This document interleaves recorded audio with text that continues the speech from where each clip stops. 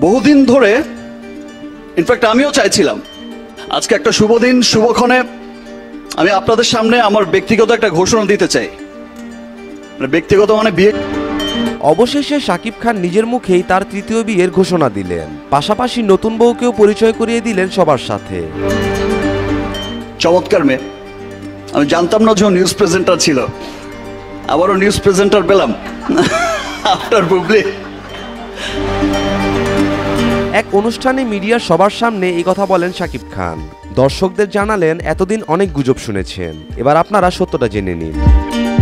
আপনারা জানেন যে পরশুদিন হচ্ছে আমাদের জুম্মার দিন, খুব পবিত্র একটা দিন। সেই দিন আমি ইনশাল্লাহ জুম্মার নামাজ পড়ব এবং একটা নতুন সাকিব, সেই দিন থেকে একটা নতুন সাকিবের পথ চলা শুরু হবে ইনশাল্লাহ। কয়েক মাস ধরেই বড় বড় টিভি চ্যানেলগুলো শাকিবের তৃতীয় বিয়ে নিয়ে বিভিন্ন তথ্য দিয়ে যাচ্ছে, কিন্তু এখন পর্যন্ত শাকিব খান নিজের মুখে কিছুই বলেনি।